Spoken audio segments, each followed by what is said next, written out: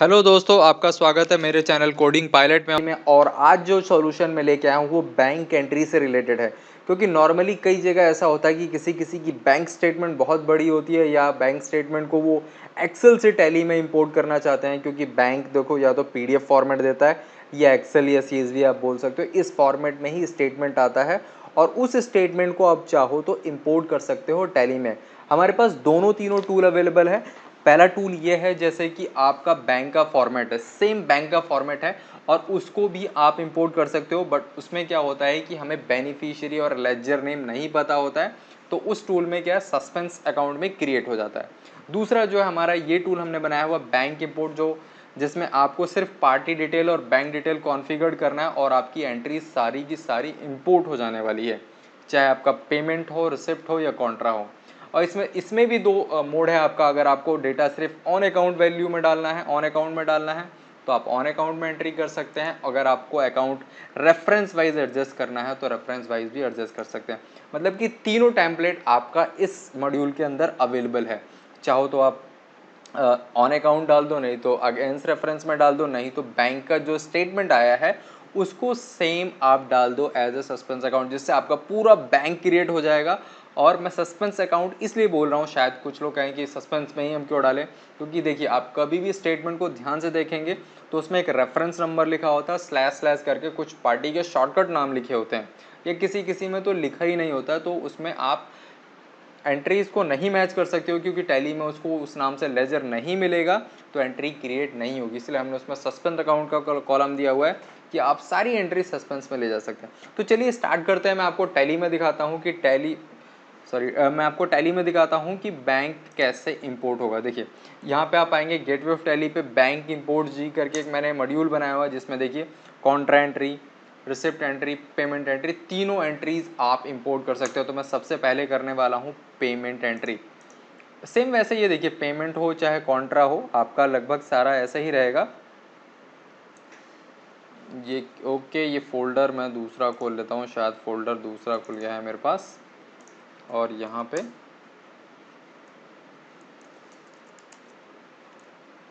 Okay, अब मैंने sheet का नाम डाला कि शीट का नाम मेरे पेमेंट है, PAYMENT पेमेंट। अब मैं एंटर हिट करूँगा। अब जितना भी मेरा डेटा होगा वो सारा लोड होगा और टैली के अंदर क्रिएट हो जाएगा। मैं क्रिएट हो चुका और मैं यहाँ पे चेक करने वाला हूँ पेमेंट एक्सेल के नाम से।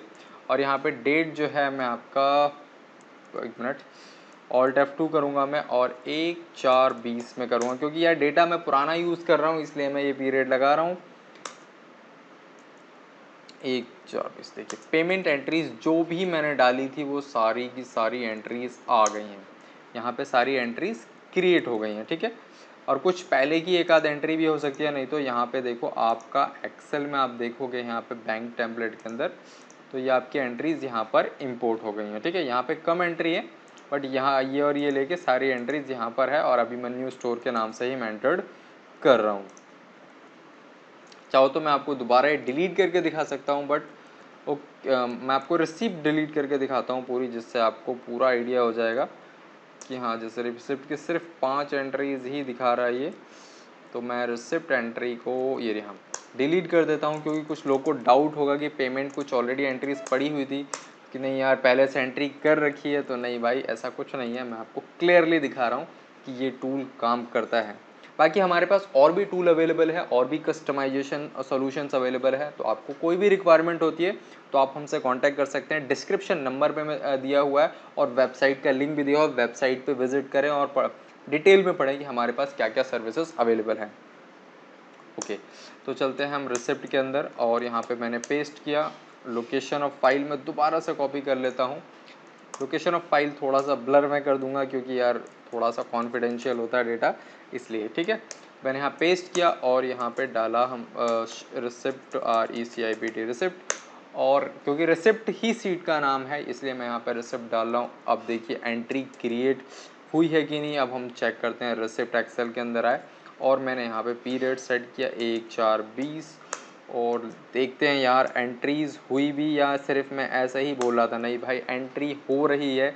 ये 5 एंट्री मुझे दिखा रहा है और यहाँ पे देखो आपकी एंट्री ये क्रिएट हो गई है।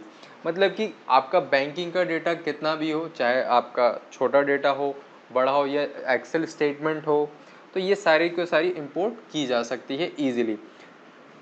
और इससे रिलेटेड और भी टूल्स हमारे पास अवेलेबल है, जैसे एक्सेल टू टैली हो गया, एक्सएमएल टू टैली हो गया, आपके पास जेसन फॉर्मेट डेटा है, तो आपके पास किसी भी फॉर्मेट में डेटा है हम आपको टूल बना के दे सकते हैं, जिससे आप इजीली टैली में हर डेटा को इंपोर्ट कर पाएंगे। और ई कॉमर्स में अगर आप डील करते हैं या ई कॉमर्स में बिजनेस करते हैं, तो हमारे पास ई कॉमर्स से रिलेटेड टूल भी अवेलेबल है। और बाकी मैंने आपको ऑलरेडी बताया है कि आप वेबसाइट पर जाएं और डिटेल में पढ़ें कि हमारे पास क्या क्या सर्विसेज है, और आप हमसे कनेक्ट कर सकते हैं। नंबर आपको डिस्क्रिप्शन मिल जाएगा। थैंक्स फॉर वॉचिंग, मिलते हैं नेक्स्ट वीडियो में।